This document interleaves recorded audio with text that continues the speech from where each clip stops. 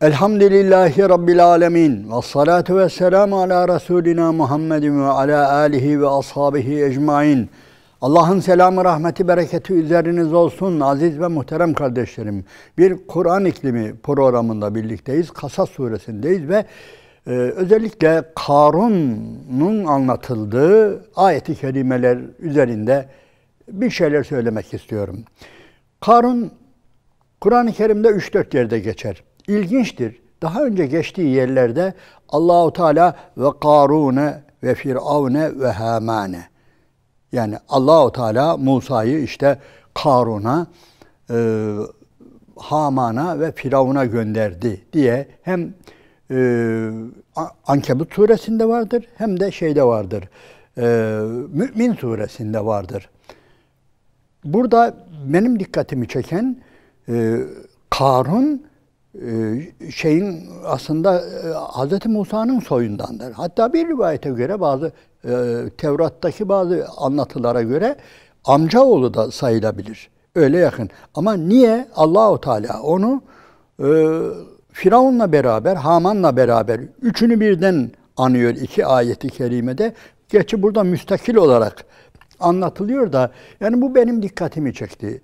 Yani hem İsrailoğullarından ki İsrailoğulları ezilen bir toplum. Bu adam neyin nesi oluyor? Ve neden Firavun'la beraber anılıyor? Bu konulara açıklık getirmeye çalışacağız. Bismillahirrahmanirrahim. İnne Karune kâne min kavmi Musa febaga aleyhim. Şüphesiz ki şu bir gerçek ki Karun Musa'nın kavmindendi. Musa'nın kavminden, yani sadece İsrailoğullarından değil, bu anlaşılıyor ki Musa Aleyhisselam'ın da yakını, söylediğimiz gibi amca oğlu olma ihtimali var. İnne Karune kâne min kavmi Musa febaga aleyhim. Ama onlara zulmetti. Onlara eşkıyalık etti. Yani onların tabiri caizse kanını emdi. Onlara özür dilerim kalleşlik yaptı. Çünkü Firavun'la beraber olabilmesi için kendi kavmine ihanet etmesi, Firavun'un zulmüne destek olması, yardımcı olması. Evet, bu anlamada gelebilir. Zaten günümüz sosyologları, günümüz İslam alimleri, bu konuyla uğraşanlar yani bunu üçlü sac ayağı olarak görüyor. Yani bir zulüm düzeninin üçlü sac ayağından birisi Karun'dur diyor. Yani Karunlar olur. Bu sadece kendi azgınlığı, kendi zenginliği, kendi insanları soyup soğana çevirmesi değil, hile ile bilme. Aynı zamanda öteki çetenin öteki üyeleriyle de beraber olması lazım. Zaten aziz ve muhterem kardeşlerim, iyi dikkat ediniz. Yani bir toplum içerisinde böyle azgınların çıkması, zenginlerin, yani ciddi anlamda sömürücü zenginlerin çıkması ötekilere bağlıdır. Yani devlet başkanlığına bağlıdır, orduya bağlıdır. Yani oradan destek almadan, yani hiçbir güç böyle bu derece semiremez tabir caizse. Yani bir ülkede yani haksızlıkla böyle yani bürüyüp giden insanlar oranın yönetiminden, siyasi yönetiminden, askeri yönetiminden, yani ilişki içerisinde olmadan herkes bunu biliyor, fark ediyor. Günümüzde yani bunun dünyada günümüzde o kadar çok yani şeyleri vardır ki mesela yani kendi ülkemizden de çıkarabiliriz, bulup çıkarabilirsiniz geçmiş yani son 50-100 yılda daha önce de, ama mesela Amerika'da bu çok daha net ve berraktır. Yani Amerika'da özellikle silah sanayi, elektronik sanayi şu bu falan özeldir. Yani çoğu devletin değildir ama kesinlikle devletle her konuda işbirliği içerisindedir. Yani şu uçak fabrikalarının sahipleri falan, yani biz gençliğimizde bunlara çok haberler vardı, çok okurduk, ne olurdu? Bunlar öteki devletlere uçak satabilmek için o devletlerin yani hem yöneticilerine hem askeri kanadına hem de oradaki alışveriş yapacağı bayilerine hepsiyle beraber ortak çalışırlardı. Onun için yani bir zengin sadece kendi zenginlemesi, haksız kazanç sağlaması ve şımarıklığından öte nedir? Öteki zalimlerle beraber işbirliği halinde olması. Yani halkın uyanmasına, halkın kıpırdamasına da aynı zamanda imkan vermemesidir. Biz febaga aleyhim kelimesini böyle anlıyoruz. Başka yerlerde de zaten bagi bir anlamda eşkıyalık anlamına da gelir. Febaga aleyhim. Evet, inne Karun min kavmi Musa febaga aleyhim. Ve biz diyor, ona diyor Allahu Teala öyle diyor ve ateynahu minel kunuz ma inne mefatihahu letenu bil usbe. Biz diyor ona diyor öyle vermiştik ki diyor öyle hazineler vermiştik ki yani o hazinelerin anahtarını bile bir ekip yani ciddi bir ekip diyor ancak taşıyabilirdi. O günün anahtarları da malumunuz biraz daha kaba olduğu için ve ağır olacağı için bu çok daha güzel bir şekilde tasvir ediliyor Allahu Teala tarafından. Yani ma inne onların bir de burada bir olay daha var. Ona verdiklerimizden ilginçtir. Allahu Teala kendisinin verdiğini söylüyor bir de.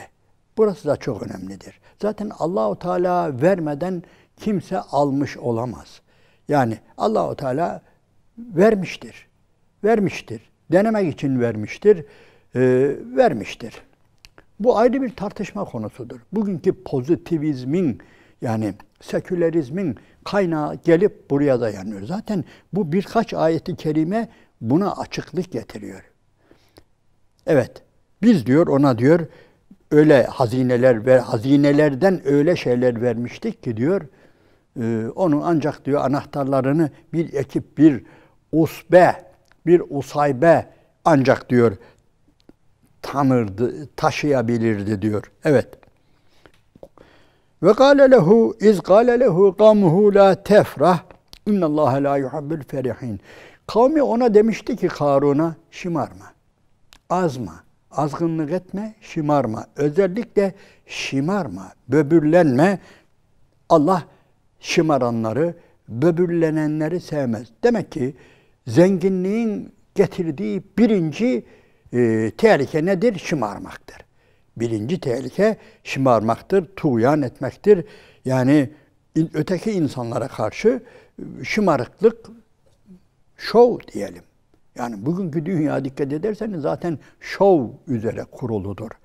Kapitalizmin, sekülerizmin yani en büyük özelliği şovdur. Şov.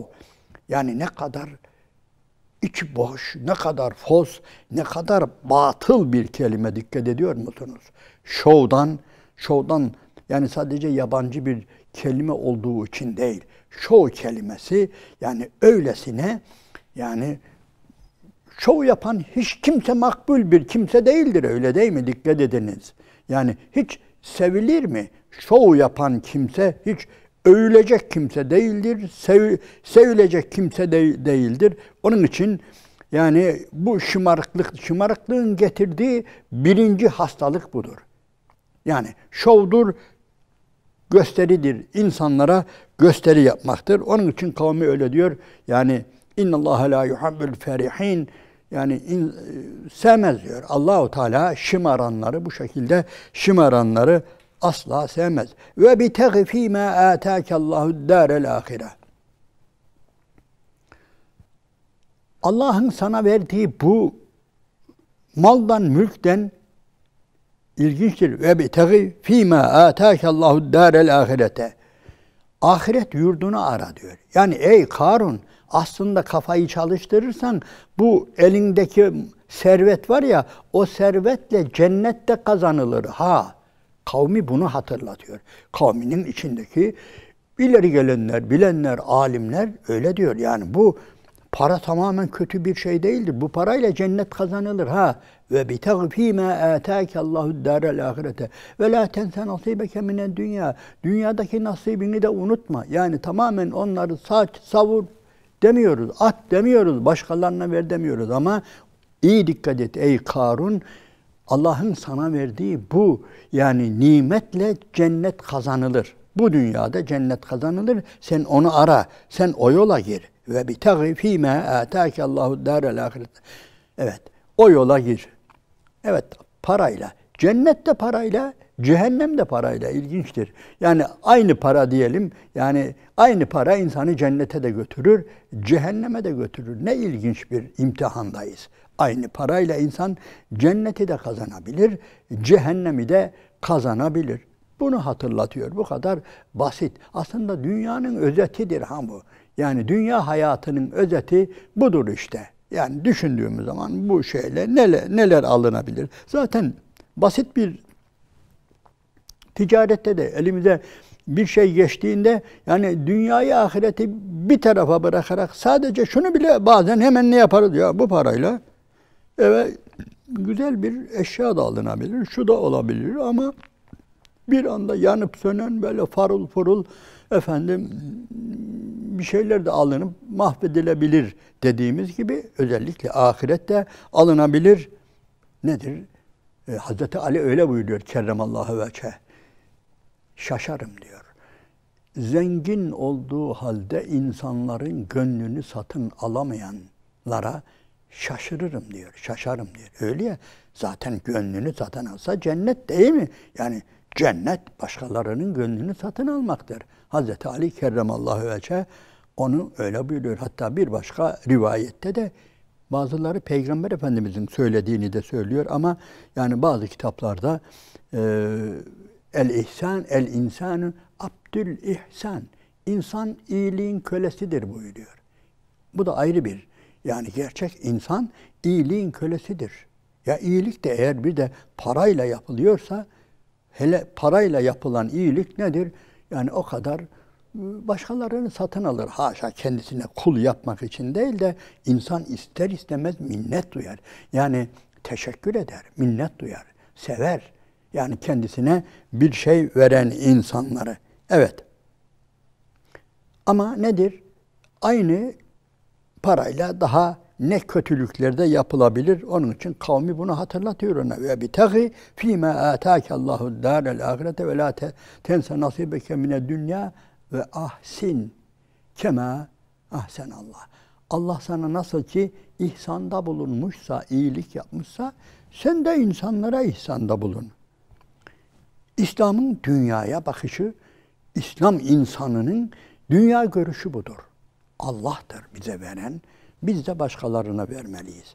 Allah'tır bize ihsanda bulunan, biz de başkalarına ihsanda bulunmalıyız. Biz başkalarına ihsanda bulunurken böyle babamızın malından, cebimizden verdiğimizi de zannetmeyelim. Allah-u Teala'nın bize verdiği neyle? Yani güçle, kuvvetle, daha başka azimle, yani daha başka görünmeyen yollarıyla bize yaptığı iyilikler vardır, ihsan vardır. Biz de Allah-u Teala'nın bize verdiğinden ve mimma razaknahum yunfikun.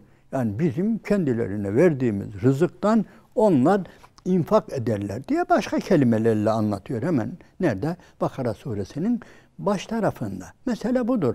İslam'ın görüşü budur. Yok eğer ben kazandım, ben ettim, ben eyledim dediğimiz zaman ne oluyor?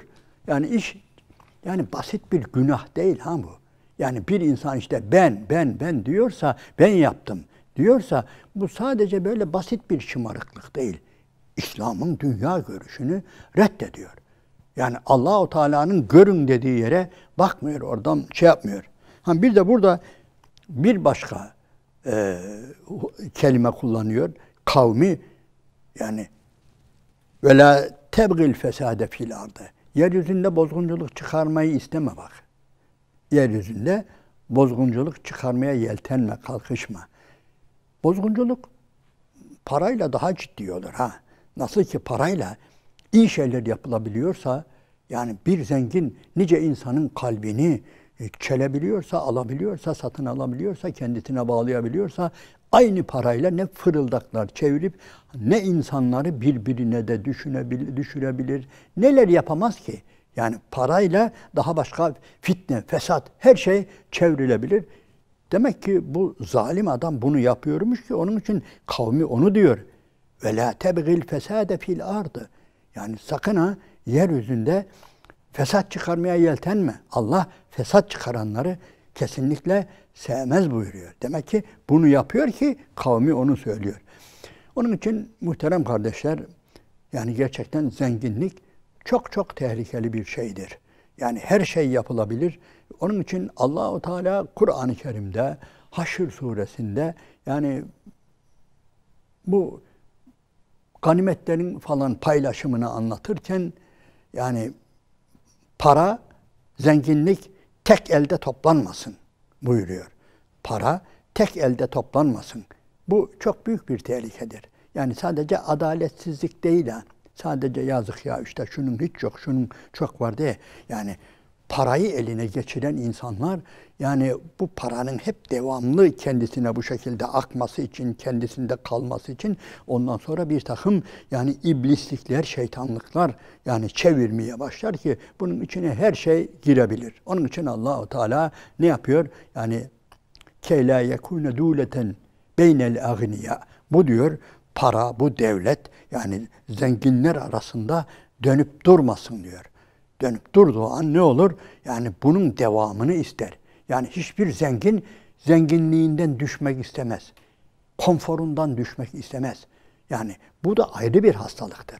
Bir insan eğer biraz bir şeyler tatmaya başladı mı, zengince bir hayat yaşamaya başladı mı, müreffeh bir hayat yaşamaya başladı mı, bundan geri kalmak istemez ha. Hiç geri kalmak istemez. Bunun için de elinden ne geliyorsa onu yapar. Hangi fırıldaklar çevrilecek, hangi oyunlar oynanacak, hangi tuzaklar kurulacak veya kendince hangi adımlar atılacak. Yani efendim göbeğinin çapı düşmesin diye, boynunun kalınlığı eksilmesin diye, efendim eli sıcak sudan soğuk suya gitmesin diye ne gerekiyorsa onu yapar. Yani sadece söylediğim gibi yani zengin fakir arasında evet en önemli fark yani budur. Yani adaletsizliktir ama bir başkası da söylediğim gibi yani zenginler hep niye zengin kalıyor? Çünkü bir defa ipin ucunu eline geçirdiği zaman onu vermemek için elinden ne geliyorsa onu yapmaya çalışıyor. Sonunda tekrar batar da o da Allah-u Teala'nın elindedir. Başka şeylerdir. Ama söylediğim gibi zenginliğin çok tehlikesi var. Yani zenginin işleyebileceği günahlar haddinden fazladır. Sadece israf falan değil. Sadece fakiri fukarayı böyle imrendirmek, gözünü düşürmek falan. Yani öyle değil. Onun dışında söylediğim gibi zenginliğin devam etmesi için yani şu anda ne fırıldaklar çevriliyor, ne kitaplar yazılıyor, ne efendim doktoralar yapılıyor. Yani işletme fakültelerinden tutun, bilmem nelerden tutun. Yani hep bütün bunların yolları yapılıyor. Hele bir reklam dünyasına girin. Yani bir insan, yani bir zengin zenginliğinden geri adım atmamak için yani öğütleniyor, durmadan akıl veriliyor. Akıl veriliyor, akıl devşiriliyor dışarıdan. Bu nedir? Yani bir anlamda ciddi bir fesattır. Bu bir bozgunculuktur ve bu yani adaletsizliğin ötesinde yani çok büyük bir zulümdür. Evet, Karun Efendi'ye böyle söyleniyor. Karun'a deniliyor ki işte yeryüzünde bozgunculuk çıkartma, fesat çıkartma, ifsad etme yeryüzünü. Zira Allah ifsad edenleri, bozgunculuk yapanları asla sevmez buyuruyor kavmi. Demek ki kavminin içinde öyle kavmi Müslüman. Yani kavmi Musa'nın kavmi. Musa da orada. Hazreti Musa Aleyhisselam'ın zamanında olduğuna göre bu olay hatta bir takım rivayetlere göre biraz daha çöl hayatı yavaş yavaş sona ererken böyle yerleşik hayata doğru yaklaşırken Karun'un zenginliği biraz da bu şekilde ortaya çıkıyor. Evet, peki Karun Efendi ne diyor acaba buna? Kavminin verdiği bu güzel öğüde o ne cevap veriyor? Çok ilginçtir. Bismillahirrahmanirrahim. Kâle innemâ utîtuhu alâ ilmin indi. Bu benim birikimimdir diyor. Bu benim tecrübemdir. Bunu ben kazandım. Evet, bu benim bilgi birikimimdir. Bunun yani para nasıl kazanılır? Ben bunu bilirim diyor. Biliyorum. Ve oradan geliyor bu. Yani öyle sizin Allah verdi dediğiniz falan pişman nedir? Onu bir tarafa bırak. Ben kazanırım. Ben bilirim. Para nasıl kazanılır? Ben bunu bilirim. İşte bu şekilde kazandım. Kale innema utituhu ala ilmin indi. Yani benim yanımdaki, benim katımdaki bilgi birikimi var ya, işte ondan dolayı bana akıyor bu.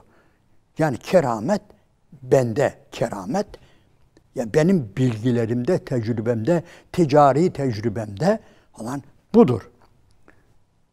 Muhterem kardeşler, şöyle bir çevrenize bakın. Yani bu şekilde övünen, sadece övünmek değil ha, dikkat edin.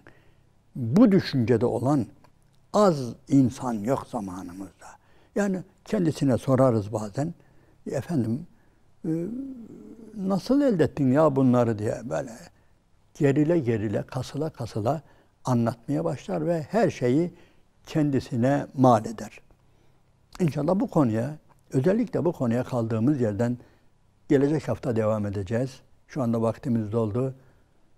Allah'ın selamı, rahmeti, bereketi üzerinize olsun. Aziz ve muhterem kardeşlerim.